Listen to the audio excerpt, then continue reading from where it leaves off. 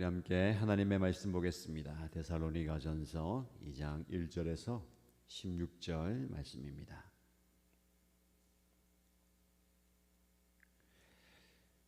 오늘 저와 여러분들이 함께 묵상할 말씀은 데살로니가전서 2장 1절에서 16절입니다. 같이 읽겠습니다. 형제 자매 여러분, 우리가 여러분을 찾아간 것이 헛되지 않은 줄을 여러분이 알고 있습니다. 여러분이 아는 바와 같이 우리가 전에 빌립보에서 고난과 모욕을 당하였으나 심한 반대 속에서도 하나님 안에서 담대하게 하나님의 복음을 여러분에게 전하였습니다. 우리의 권면은 잘못된 생각이나 불순한 마음이나 속임수로 하는 것이 아닙니다. 우리는 하나님께 검정을 받아서 맡은 그대로 복음을 전합니다.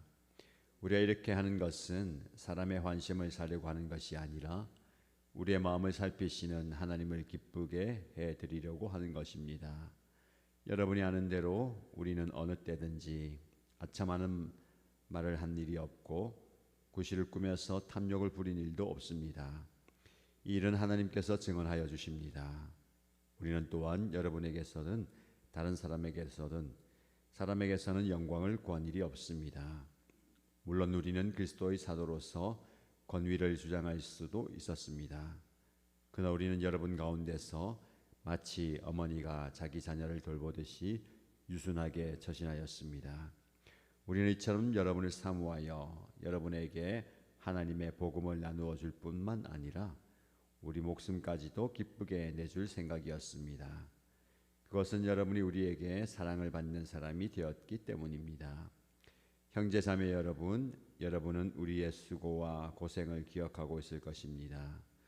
우린 여러분 가운데 아무에게도 폐를 끼치지 아니하려고 밤낮으로 일을 하면서 하나님의 복음을 여러분에게 전파하였습니다.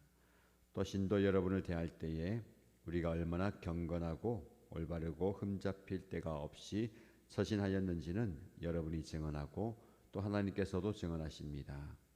여러분이 아는 바와 같이 아버지가 자기 자녀에게 하듯이 우리는 여러분 하나하나를 대합니다. 우린 여러분을 권면하고 격려하고 경고합니다마는 그것은 여러분을 부르셔서 당신의 나라와 영광에 이르게 하시는 하나님께 합당하게 살아가게 하려는 것입니다.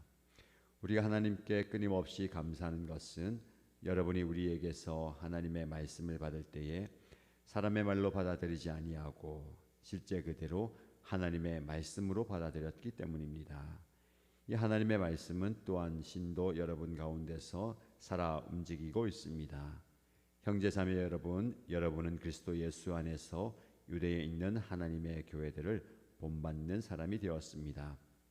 그들이 유대 사람에게서 고난을 받은 것과 같이 여러분도 여러분의 동족에게서 똑같은 고난을 받았습니다. 유대 사람은 주 예수와 예언자를 죽이고 우리를 내쫓고 하나님을 기쁘게 해드리지 않고 모든 사람에게 적대자가 되었습니다. 그들은 우리가 이방 사람에게 말씀을 전해서 구원을 얻게 하려는 일까지도 방해하고 있습니다. 그리하여 그들은 자기들의 죄의 분량을 채웁니다. 마침내 하나님의 진노가 그들에게 이르렀습니다. 아멘. 오늘도 하나님께서 우리에게 주시는 귀한 말씀을 통해서 영적 깨달음과 깨달음의 시간 되기를 축복합니다. 우리는 복음에 대한 다양한 도전과 오해에 직면해 있습니다. 사람들은 종종 기독교와 복음을 의심합니다. 때로는 기독교인들의 진정성을 의심할 때가 있죠. 이런 상황 속에서 바울이 어떻게 복음과 자신의 사역을 변호했는지 오늘 본문의 말씀을 통해서 살펴보므로 복음의 진정성 그리고 그 복음을 전하는 저와 여러분들의 진실함에 대해서 말씀을 한번 살펴보고자 합니다. 먼저 1절에서 6절까지 말씀 보시면 진실한 복음 전도자의 동기에 대해서 얘기합니다. 무슨 말씀이냐면 바울은 자신의 복음 전파의 동기가 그리고 방법이 아주 순수했다라고 자신을 변호합니다. 다음과 같은 특징을 이야기하면서 자신의 복음 증거에 대해서 변호하는데요. 첫 번째는 담대함입니다. 2절 말씀 보시면 빌립보에서 고난과 모욕을 당하였으나 심한 반대 속에서도 하나님 안에서 담대하게 하나님의 복음을 여러분에게 전하였다라고 말씀합니다. 담대함. 하나님 사람에게는요, 담대함이 기본적으로 장착되어 있습니다. 왜냐하면 사단은 우리를 위협하고 공격하고 세상은 우리를 끊임없이 괴롭히잖아요. 복음을 증가할 때에, 복음대로 살아갈 때에 우리에게 수많은 공격들이 찾아옵니다. 그런데 우리에게 필요한 것은요, 담대함입니다. 이 담대함이 없으면 맞설 수도 없고 싸울 수도 없어요. 계속해서 피하기만 하잖아요. 물러서기만 합니다. 저와 여러분에게 이런 담대함이 있기를 축복합니다. 특별히 복음을 전할 때는요, 이 담대함이 필요합니다.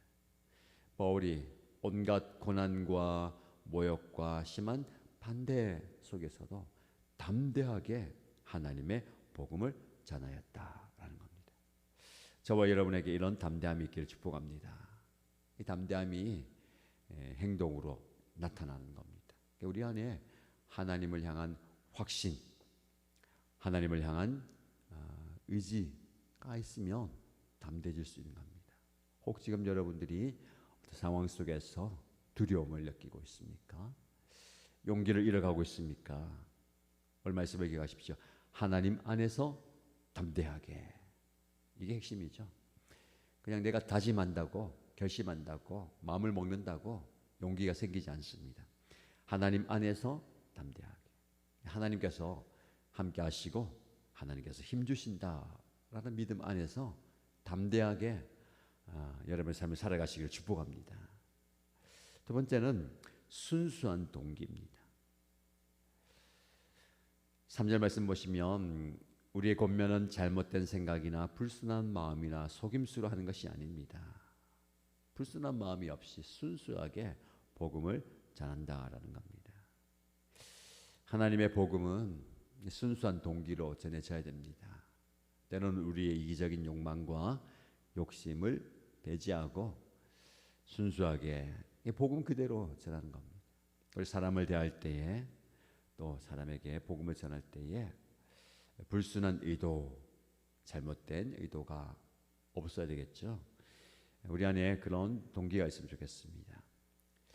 무엇이 우리의 행동, 헌신, 섬김의 동기가 되고 있습니까? 오늘 본문의 말씀 보면 하나님을 기쁘시게 하기 위해서입니다. 바울이 담대하게 순수하게 복음을 증거했던 이유는 우리의 마음을 살피시는 하나님을 기쁘게 해드리려고 하는 것입니다. 사람을 기쁘게 하는 것이 아니라, 사람의 환심을 사는 것이 아니라, 사람의 마음을 얻는 것이 아니라 하나님을 기쁘시게 하는 것이다 라는 겁니다. 우리 목회를 하다 보면, 성도를 섬기다 보면, 사역하다 보면 사람을 대하기 때문에 사람의 그 마음, 사람의 표정, 반응 중요합니다. 그러나 그것이 중심이 되면 안 되죠. 저에게 적용한다면 여러분들의 반응과 태도와 모습이 중요합니다. 근데 그것이 중심이 되면 하나님을 기쁘시게 하는 걸 잊어버리는 겁니다. 이게 저의 목회의 순수한 동기가 되어야 되겠죠. 여러분도 마찬가지입니다.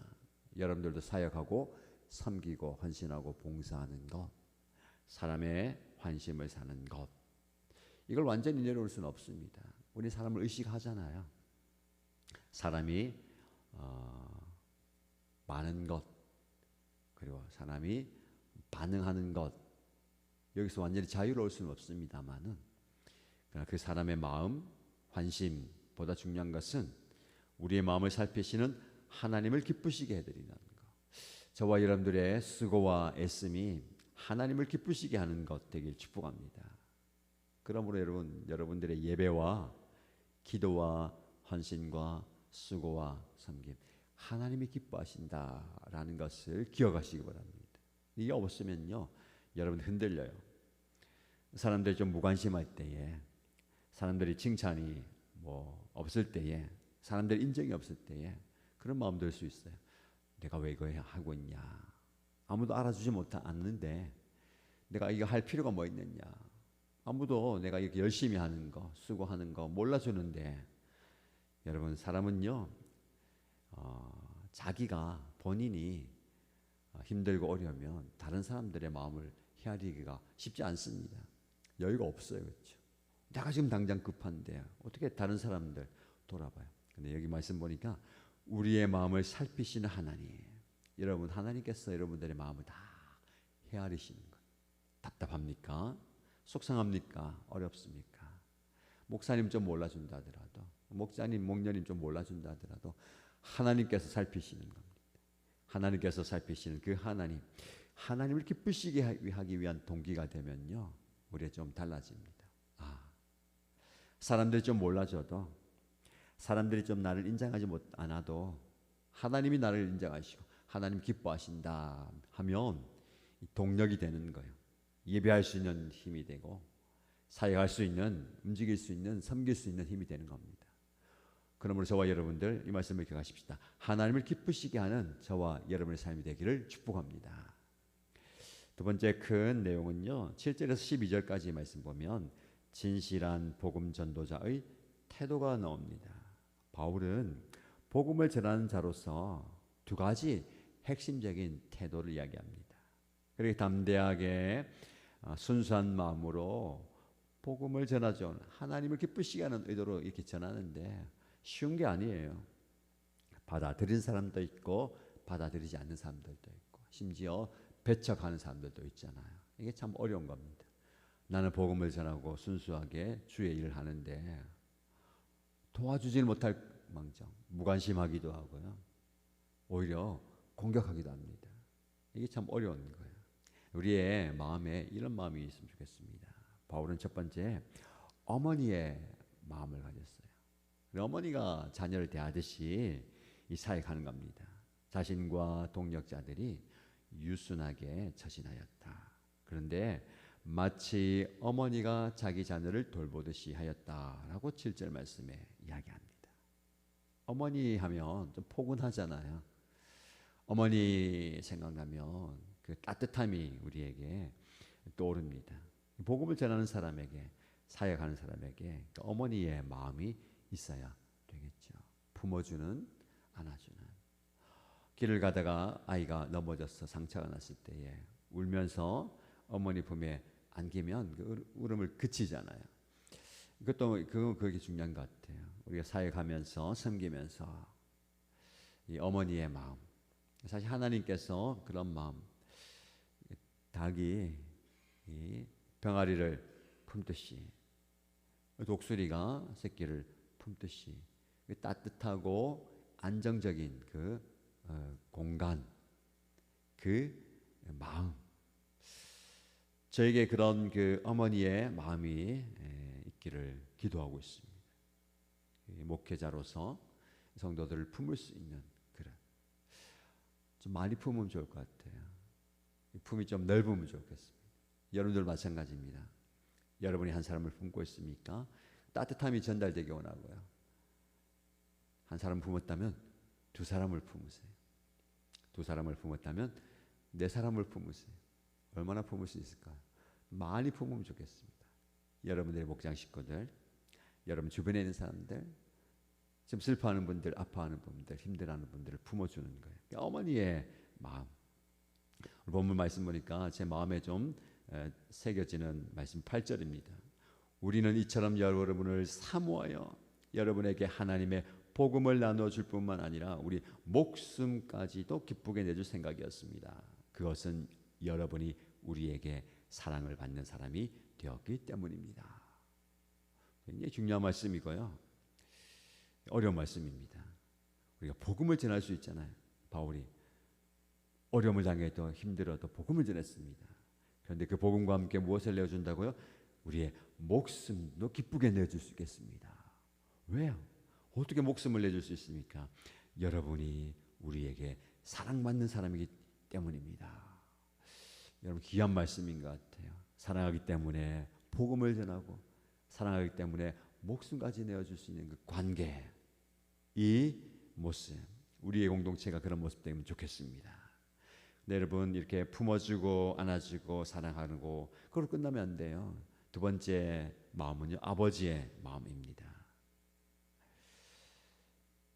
11절 말씀 보시면 여러분이 아는 바와 같이 아버지가 자기 자녀에게 하듯이 우리는 여러분 하나하나를 대합니다. 우리는 여러분을 권면하고 격려하고 경고합니다.